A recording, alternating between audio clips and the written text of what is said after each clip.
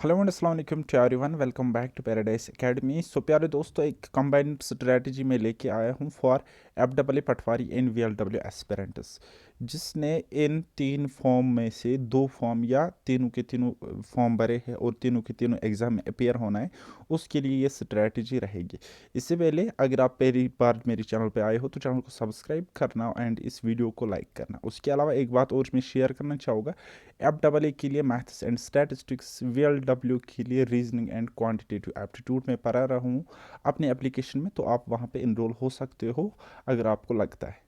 Then अब आते हैं हम अपनी मेन स्ट्रेटजी पे।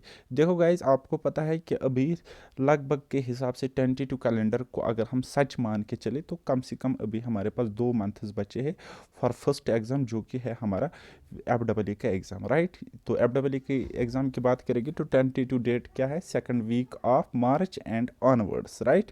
तो मान के चलो 10 मार्च के बाद इसका एग्ज़ाम होएगा। तो कुल मिलाकर आपके पास 2 मंथ्स है। तो फर्स्ट मंथ में मैं आपको बताऊंगा कि क्या स्ट्रेटजी रहनी चाहिए। ये मेरे ख्याल से मैं अगर पढ़ूंगा तो मैं इस चीज़ को फॉलो करूंगा। आप अपने हिसाब से देखो, अगर आप पे ये फिट होती है तो फॉलो करो, अगर नहीं होती है तो कुछ और कर सकते हो, right.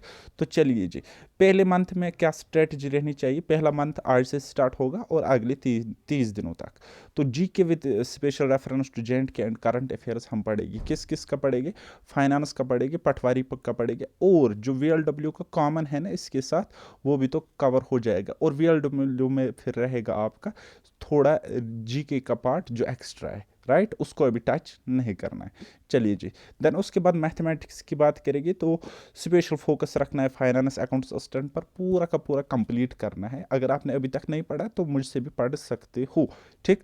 And we L W, अब वी एल डब्ल्यू में क्या सारा क्वांट्स पढ़ना है, सारा मैथ्स पढ़ना है? नहीं, बिल्कुल नहीं। जितना आपको आता है उतना पढ़ो। चाहे आपको अर्थमेटिक पूरा का पूरा आता है, एडवांस पूरा का पूरा आता है, अपने कंफर्टेबल लेवल के हिसाब से वी एल डब्ल्यू का भी थोड़ा सा एटलीस्ट 50% सिलेबस आप कंप्लीट करो। देन उसके बाद तीसरा स्टेप, डेली बेसिस पे आपको ये काम करना पड़ेगा। तीसरा, हमें स्टैटिस्टिक्स एंड इकोनॉमिक्स पढ़ना है, बट सिर्फ और सिर्फ फाइनेंस के लिए पढ़ना है, फाइनेंस अकाउंट्स असिस्टेंट के लिए। देन हमारा आएगा दूसरा वाला मंथ, सेकंड मंथ। तो उसमें आप हम क्या करेंगे, एक टफ कंपोनेंट और एक इजी कंपोनेंट को साथ में चलेंगे, ठीक है। तो जैसे कि अकाउंटेंसी इस बार डिसाइडिंग फैक्टर होगा, और उसके अलावा स्टैटिस्टिक्स मैथमेटिक्स तो होता ही होता है, लेकिन अकाउंटेंसी अगर सीबीटी एग्ज़ाम हुआ, वैसे मैं दुआ करूँगा कि सीबीटी एग्ज़ाम ना हो, ओएमआर बेस्ड हमारा एग्ज़ाम हो, ठीक है। और एटलीस्ट ये एजेंसी ना आए। अगर कोई भी एजेंसी फिर सीबीटी एग्ज़ाम भी कराते तो ठीक है, लेकिन इस एजेंसी, अब अगर ये एजेंसी आ गई तो यहाँ पे पता नहीं कैसे कैसे क्वेश्चंस बना लेंगे ये अकाउंटेंसी से। तो इसीलिए मैंने सेकंड मंथ में मैंने रखा है अकाउंटेंसी। इसको बहुत अच्छी तरीके से आप पढ़ोगे एंड इंग्लिश भी इसी के साथ पढ़ोगे। देन उसके बाद साइंस, साइंस एंड कंप्यूटर। अच्छा, ये मैंने देखो, ये आप मॉर्निंग में नून तक पढ़ो, यानी कि सुबह से 1 बजे तक।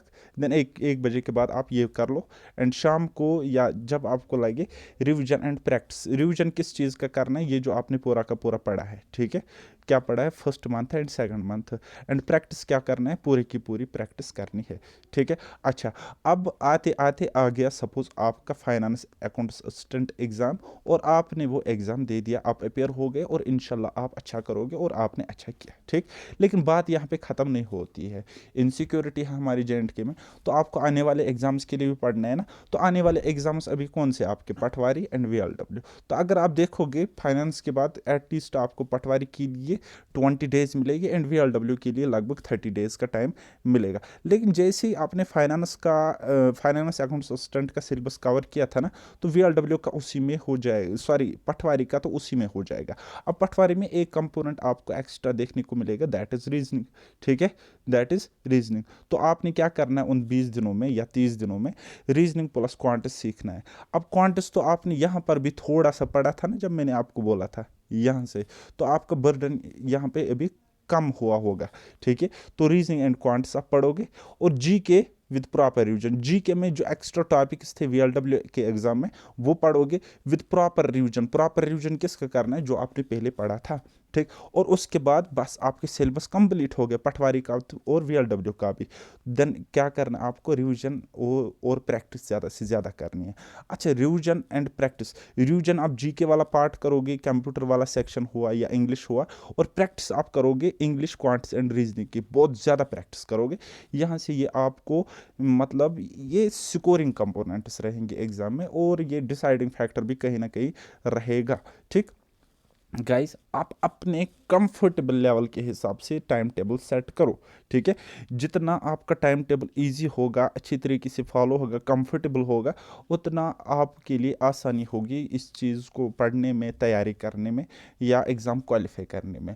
देखो, पढ़ाई अपने आप में कॉम्प्लिकेटेड होती है, एक डिफ़िकल्ट टास्क होता है, तो एटलीस्ट इसका एक वो रास्ता जो है ना, वो आसान होना चाहिए। ठीक। तो बाकी मैं फिर से कहूँगा, आप अपने हिसाब से स्ट्रैटेजी बना सकते हो। तो मुझसे बहुत बच्चों ने बताया था सर अब स्ट्रैटेजी बताओ कंबाइंड, तो मैंने बता दिया। ठीक है। तो मेरे एंड पे ये स्ट्रैटेजी 100% वर्क करेगी अगर आप फॉलो करते हो डेडिकेशन के साथ। तो बाकी अगर आपको कहीं पे वीकनेस लग रही है इन पोर्शंस में, किन में, कोई भी मैथ्स चाहे टेक्निकल हो या नॉन टेक्निकल हो, ठीक है, नॉन टेक्निकल मीन्स क्वांट्स, ठीक है, मैथ्स हो, स्टैट्स हो, देन उसके अलावा रीजनिंग हो, और उसके अलावा क्वांट्स, ठीक है, जो कि वीएलडब्ल्यू में, अगर इन पोर्शंस में कोई भी दिक्कत हो रही है, आपको लग रहा है कि हमसे किसी किसी चैप्टर में या पूरे के पूरे चैप्टर के सारे मार्क्स छूट रहे हैं, तो आप मुझसे पढ़ सकते हो। थोड़ा सा कंटेंट आपको यूट्यूब पर भी मिलेगा, तो वहाँ पे देख सकते हो। देन कंप्लीट पढ़ना है तो मेरी एप्लीकेशन पैराडाइज एकेडमी डाउनलोड करके वहाँ पे इनरोल हो सकते हो। ठीक। तो बाकी hope for the best and prepare for the worst. और भी अगर कोई सवाल हो तो कमेंट सेक्शन में पूछ लेना। ओके, बाय, अल्लाह हाफिज़।